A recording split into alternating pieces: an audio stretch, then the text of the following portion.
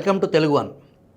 మనది అతిపెద్ద ప్రజాస్వామ్య దేశమని, ప్రజా అనే తల్లి వంటిదని తాజాగా G20 సదస్సులో మోడీ డంకా బజాయించి చెప్పారు.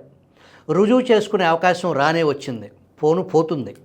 రాజులు రాజరికాలు పోయిన తర్వాత ఎన్నికలు ప్రజాస్వామ్యతంగా జరపటం, పార్టీలను ఎన్నుకోవటం రివాజు. ఇదంతా హులిక్కి అని తేలిన తర్వాత మన దేశాన్ని ప్రజాస్వామ్యం అనగలమా? గతంలో బూత్లు స్వాధీనం చేసుకుని ఓట్లు గుద్దుకునేవారు.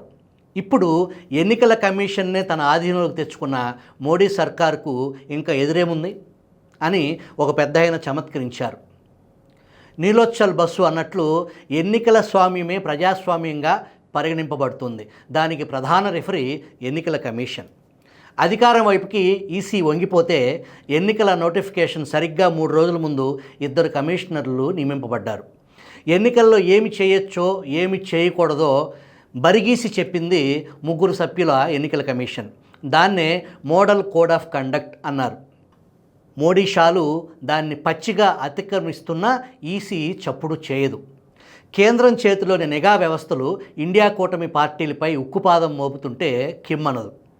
ఢిల్లీ ముఖ్యమంత్రిని ఈడీ జైల్లో పెట్టినా, ఏఐసిసి అకౌంట్స్ని ఐటీ శాఖ స్తంభింపజేసినా, కేరళ త్రిశూర్లోని సిపిఐఎం అకౌంట్స్ను స్తంభింపజేసిన ఇవన్నీ ఎన్నికల కోడ్ ఆఫ్ కండక్ట్ అమల్లోకి వచ్చాక తర్వాత జరిపిన ఈసీకి ఏమీ పట్టదు. 2వ దశ పోలింగ్ అయిపోయిన తర్వాత మోడీ మొదలుపెట్టి తాజాగా 7వ దశ ముందు వరకు మోడీ ముస్లింలపై విద్వేషం వెళ్ళగక్కుతూనే ఉన్న ఈసీకి మౌనమే నీ భాష ఓ మూగ మనస అనే బాలమురళీకృష్ణ పాటే దిక్కయింది.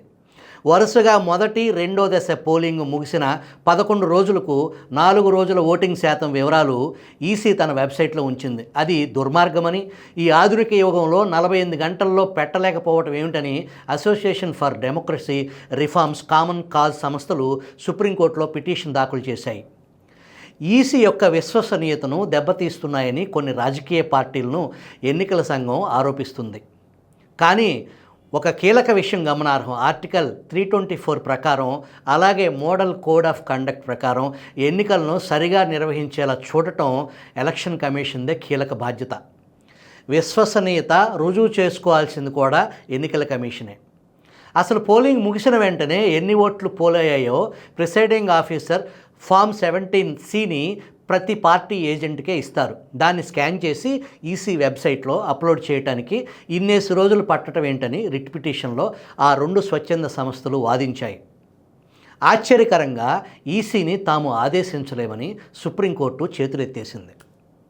ఆ రోజు పత్రికల్లో వచ్చిన వార్తల కంటే 5 నుంచి 6% పెరిగినట్లు ఆ తర్వాత ఈసీ ప్రకటించడం ఒక ఆందోళనకరమైన అంశం. మరో కీలక అంశం, ఉత్తరప్రదేశ్లో స్థానిక పోలీసులు అనేక మందికి, ముఖ్యంగా ముస్లింలకు, వాళ్ళు ఎన్నికలకు భంగం కలిగిస్తారనే రెడ్ కార్డులు ఇచ్చారు. ఈ విషయం ఈసీకి తెలియదు. అసలు ఆ రెడ్ కార్డులకు సరైన రుజువు కూడా లేదు. ఇండియా కూటమి నాయకులు అనేక వివరాలు ఈసీ ముందు పెడితే ఆ విషయం తమకు తెలియదని అంగీకరించి చర్యలు తీసుకుంటామని వాగ్దానం చేశారు. ఇవన్నీ ఎన్నికల కమిషన్ నిష్పక్షపాతికనే ప్రశ్నించేవి. ప్రజాస్వామ్యానికే తల్లి అని చెప్పుకోవాలంటే రేపు జూన్ 1న జరగబోయే 7వ దశ పోలింగ్ 67 సీట్లు కానీ, జూన్ 4న జరిగే కౌంటింగ్ ప్రక్రియ కానీ సజావుగా జరగటం అత్యవసరం.